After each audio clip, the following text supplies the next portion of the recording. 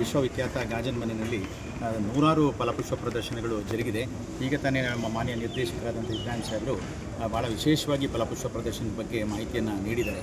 So ತಮಗೆಲ್ಲ ತಿಳಿದಿರುವ ಹಾಗೆ ಇಡೀ ವಿಶ್ವದ ಒಂದು ಚಿತ್ರಣವನ್ನು ತೆಗೆದುಕೊಳ್ಳೋದಾದರೆ ಅಮೆರಿಕ ಮತ್ತು ಲಂಡನ್ ಬಿಟ್ಟರೆ ಲಾಲ್ಬಾಗ್ನಲ್ಲಿ ನಡೀತಕ್ಕಂಥ ಫಲಪುಷ್ಪ ಪ್ರದರ್ಶನಗಳು ಜಾಗತಿಕವಾಗಿ 3ನೇ ಸ್ಥಾನವನ್ನು ಗಳಿಸಿರ್ತಕ್ಕಂಥದ್ದು ಈ ರಾಷ್ಟ್ರ ಮತ್ತು ರಾಜ್ಯದ ಹೆಗ್ಗಳಿಕೆ ಅಂತ ಹೇಳ್ಬೋದು.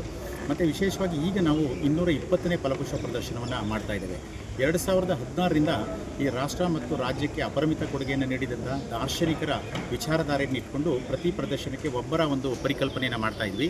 ಬಟ್ ಇದೇ ಪ್ರಪ್ರಥಮ ಬಾರಿಗೆ ಕರ್ನಾಟಕ ರಾಜ್ಯಕ್ಕೆ ಒಂದು ವಿಶೇಷ ಬುನಾದಿಯನ್ನು ಹಾಕಿದ ಹಲವು ಪ್ರತಿಷ್ಠಿತ ರಾಜಮನೆತನಗಳಿದೆ. ಅದರಲ್ಲಿ ಏನು ಗಂಗರು ಮತ್ತು ಕದಂಬರು ಏಕಕಾಲದಲ್ಲಿ ಕರ್ನಾಟಕ ರಾಜ್ಯಕ್ಕೆ ಭದ್ರ ಬುನಾದಿಯನ್ನು ಹಾಕ್ತಂಥವ್ರು.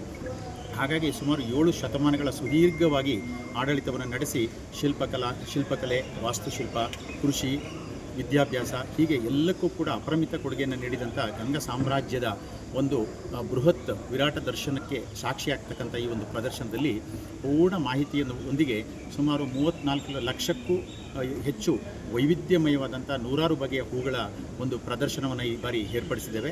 ಈ ಒಂದು ಪ್ರದರ್ಶನ ಏನು ಆಗಸ್ಟ್ 6ರಿಂದ 17ನೇ ತಾರೀಕುವರೆಗೆ 12 ದಿವಸಗಳ ಕಾಲ ಇರಲಿದೆ.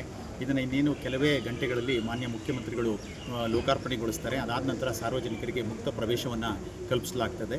ಮತ್ತು ಪ್ರತಿ ದಿವಸ ಮುಂಜಾನೆ 6ರಿಂದ ಸಂಜೆ 6 ತನಕ ಸಾರ್ವಜನಿಕರಿಗೆ ಮುಕ್ತ ಪ್ರವೇಶವನ್ನು ಕಲ್ಪಿಸಲಾಗಿದೆ.